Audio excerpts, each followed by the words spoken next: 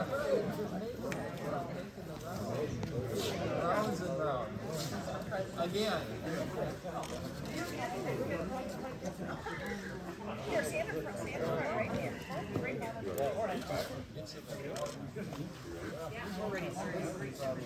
All right. Good morning, everybody, and welcome to C&B Operations. We are a proud family-owned business that operates 36 John Deere stores across 6 states. We're proud to employ over 1,000 people in small towns across these states. And rural America and agriculture is vital to the success not only of our state, but of our nation. It's an honor to have the governor here and to participate in this wonderful ceremony. So without further ado, I'd like to introduce Governor Kristi Noem. Governor Kristi Noem is a rancher, farmer, small business owner, and New York Times best-selling author of Not My First Rodeo, Lessons Learned from the Heartland. In 2010, after serving in the South Dakota legislature for several years, Noem was elected to serve as South Dakota's lone member of the U.S. House of Representatives.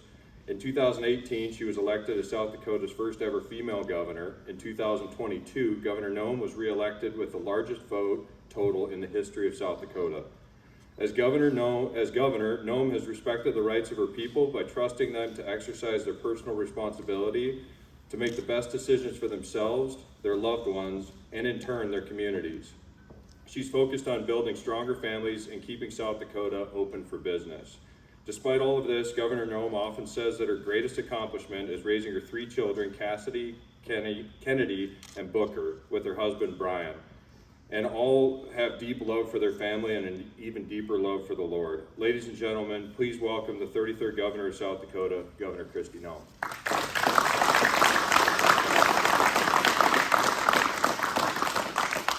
Well, good afternoon. It's great to be with all of you, and thank you so much for coming today. Today is an important day for agriculture, which means it's an important day for South Dakota.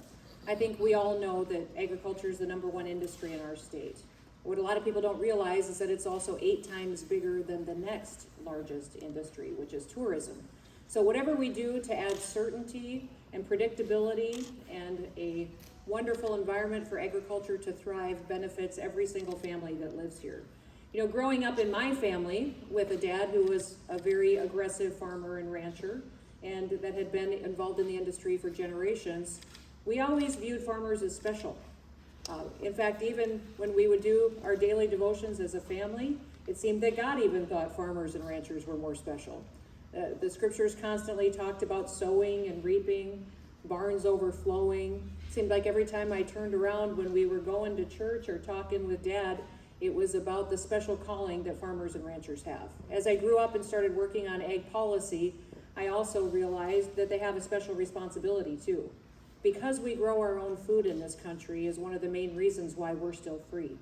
Other countries try to control us, but through many ways, through national security policy, by also going after our business, stealing our intellectual property. But the one thing that a lot of people don't pay attention to is how important it is that we continue to provide food for our own people that live here in this country. That we do it in a safe way and that we do it in an affordable way so that every family can eat. I think I'm not the only person who can stand here today and say they're grateful for our farmers and ranchers. We're grateful that they get up every single day and go to work, and they give us a perfect example of what a work ethic is. In fact, even throughout the pandemic the last several years, when many people got their load lightened or maybe didn't have to put in as many hours, we saw farmers and ranchers, no matter what, go out and continue to provide and be innovative to make sure that their goods got to where people needed them the most, and what they could use for resources to help those who lived in different situations. They took action and they did that. Because of agriculture's efforts today, it is a $32 billion industry in the state of South Dakota. 1 out of every 5 jobs here is tied to agriculture. Today I'm going to be signing a bill that is legislation that will preserve agriculture. It will give us certainty and predictability because it will protect our farmers and our ranchers from frivolous claims that can delay development and cost for those producers that are out there making a living off the land. This new bill will ensure that we will have continued growth and that we will have success in South Dakota's agriculture industry. And I'm very excited that we have an opportunity here to do this with all of you, with so many of our agriculture industry leaders behind us, for C&B for opening up their operation for us today, and so many of their staff and employees and partners being with us as well. It's an incredible testimony to what South Dakota is. It's people from all different walks of life coming together to not only take on our challenges and create opportunities, but when something good happens, we celebrate it too.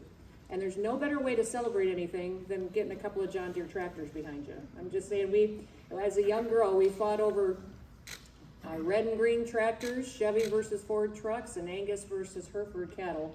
And so to be here with these beautiful tractors behind us today is pretty special as well. So I am so grateful for two of our legislators that helped get this bill across the finish line in the legislature.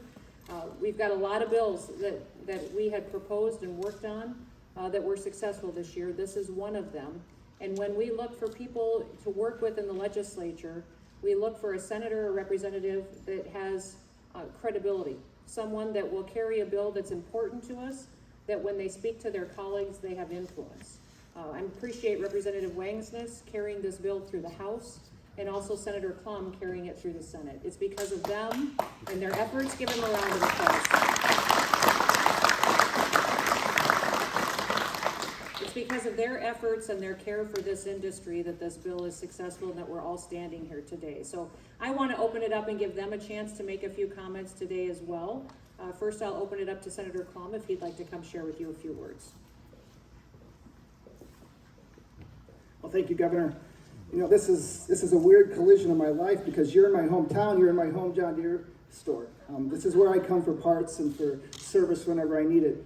I also have a lot of friends and neighbors in the back behind us here, and they're the people I thought of when the governor approached us and asked us to carry this bill.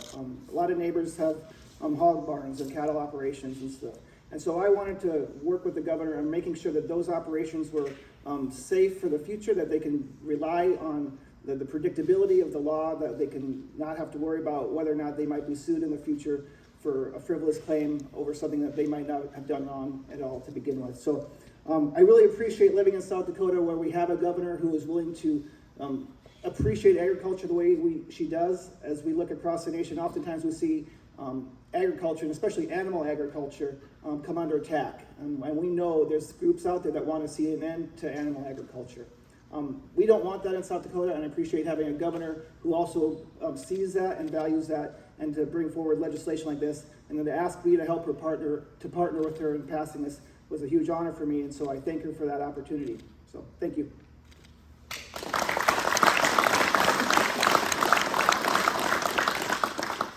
Thank you, Governor.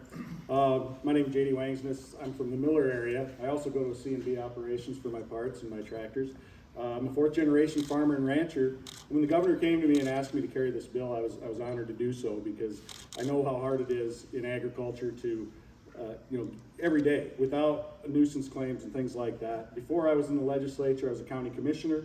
I helped permit a couple of large multiplier barns in Han County, and it's been a huge benefit for our county for tax revenues, employment, and everything else that goes along with that. We can use our locally grown products, and it's been quite a boon for our county. Han County is doing very well financially and stuff, and it's through agriculture and the things that we develop with agriculture. This bill, around the nation, we have seen an increase in nuisance claims in ag operations. This legislation enhances the state's ag nuisance laws to provide additional protections so that my neighbors, your neighbors, and our next generations can be productive and keep feeding America. Thank you.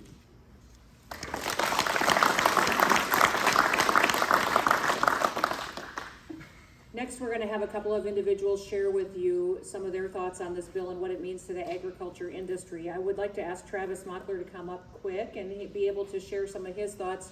He's an area producer that has been involved in agriculture for many, many years, also a member of the Corn Growers Association. Travis, would you come up and share a bit? Thank you. My name is Travis Mockler. I farm near Centerville, South Dakota. I run a diversified operation of raising corn, soybeans, alfalfa, and a cow-calf herd. I'm thankful for the leadership of Governor Noem, Representative Wangsness, Senator Klum for their leadership on this bill.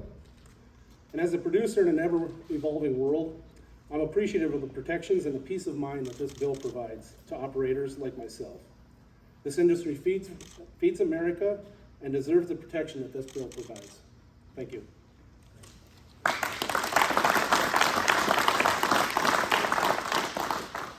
And next, we're going to have Scott Vanderwall come up. Scott is the president of South Dakota Farm Bureau. He's a friend of mine. He's someone that I've known for many, many years, from the time I think back when I was serving on the Soybean Association board. We showed up at the same policy meetings, working on federal farm policy many times and farm bills, and I appreciate his insight and wisdom into what happens at the state level for regulation at the agriculture industry, but also at federal levels as well. He's a very influential individual in our country as far as what we can do to protect our family farms. And so, Scott, would you come up and just share a few thoughts? Thank you very much, Governor, and good morning. It's a pleasure to stand before you today to represent our members of South Dakota Farm Bureau as well as South Dakota Agriculture. And we appreciate Governor Noem's leadership in addressing this situation and standing up for agriculture and giving us protection. Agriculture is the #1 industry, as the governor said a little bit ago, in South Dakota. A tremendous number of jobs, 1 out of 5 is attributable to South Dakota agriculture activity. We can claim that there are $32 billion in ag sales in this state per year. Nationally, agriculture has come under attack more and more over the last few years, and there's a couple of reasons for that. One is the radical environmental groups that are out there, or animal rights groups that have a far different agenda than we do in regard to agriculture and food production. They don't necessarily care where our food comes from or how it's produced. They have their separate agenda. And then, of course, we have consumers that don't necessarily understand agriculture. Used to be they grew up a farm or their grandparents had a farm. Now they have no connection at all to agriculture. And that's a detriment to us as well. As the governor said, agriculture is a national security issue. Depending on what's going on around the world, as long as we can feed ourselves and our domestic ag industry is strong in this country and we can feed ourselves, that's what it's all about. That's our national security. And you've heard the governor say that many, many times over the last few years, and I've said that myself as South Dakota Farm Bureau president several times. So this bill adds protection for producers. Now, a couple important points about it. A potential plaintiff in a lawsuit must have, they must be an owner or a lessee within a mile of the what they would call a nuisance if they're going to bring a lawsuit. The activity in question. So that would take out people that maybe live 30 miles away and just want to start some trouble. They also have to provide clear and convincing evidence that the activity did not comply with county, municipal, state, or federal regulations. So what it does is prevent frivolous lawsuits. And those actually just add costs and delays for ag operations and for agritourism. Now, I want to say this again so we're very clear. This is not a license to be irresponsible or pollute. We still have to follow the same environmental regulations, same zoning regulations that we do now. It's just a protection for agriculture. So with that, again, Governor, I want to thank you for your leadership. It's been a pleasure working on this issue with you and your staff.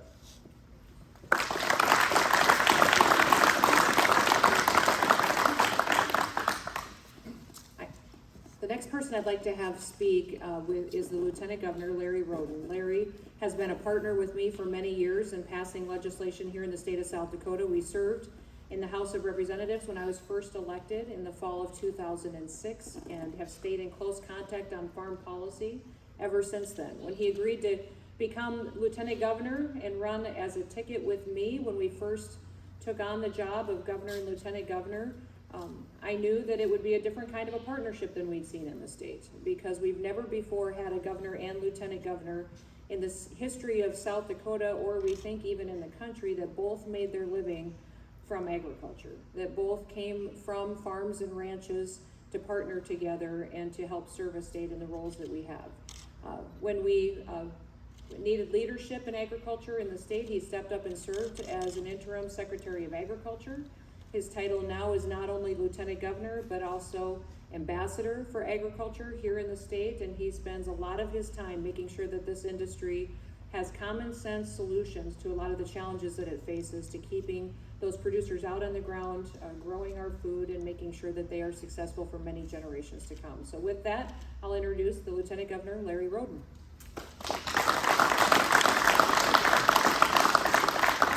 Well, thank you, and I really don't have a lot to add. I think the comments about this legislation speak for themselves. I will say it has been my privilege and honor to serve as a governor's lieutenant governor and ag ambassador. And as I look around this room, it doesn't matter where I travel in the state, I meet up with ag leaders that I've got to know and build a relationship with, and that has been a privilege for me. Agriculture will always be the backbone of South Dakota. I think we know that, and what we're doing here today is to take a step. There's so much uncertainty in the world of agriculture, whether you're a farmer or rancher, faced with floods and droughts and disasters and markets. So much of what we do is out of our control. We're taking steps today to limit things that can be in our control in limiting frivolous lawsuits. Our producers should be able to have a certainty that they're not faced with even one more variable in their operations of facing a frivolous lawsuit. So I want to thank the sponsors and the legislators, the ag leaders that helped get this piece of legislation across the finish line. I think it's a huge step in the right direction for the future of agriculture in South Dakota. Thank you.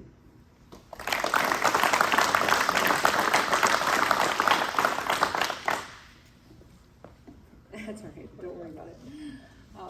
Well, this is a wonderful opportunity. We're going to sign the bill that we have in front of us today. One of the things that I've always heard from my family growing up is that we don't complain about things, we fix them. And as we've seen more and more frivolous lawsuits come into different businesses, into the ag industry, and create hardship and financial challenges and slow down development and people being able to live out their dream, this type of certainty that we can add while we're still following our laws and still keeping our water and soil clean and pure for the people that will live here for generations is incredibly important. This bill ensures that our farmers and ranchers who are stewards of our land today will have that same land and that same opportunity to hand on to the next generation. So with that, I will get the bill out here. Let's bring everybody up and around. Should we? Is that what you want to do, Ian? Bring everybody a little bit closer.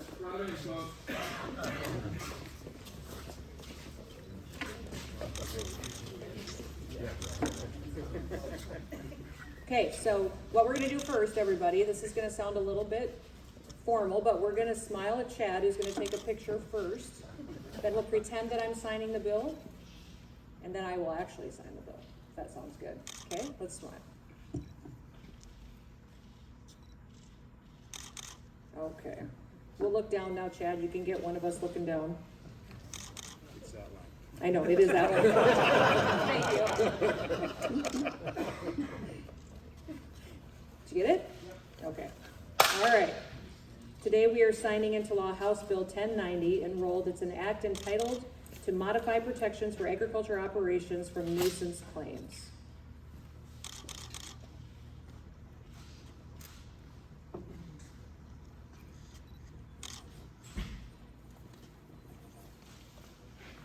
And congratulations. Thank you.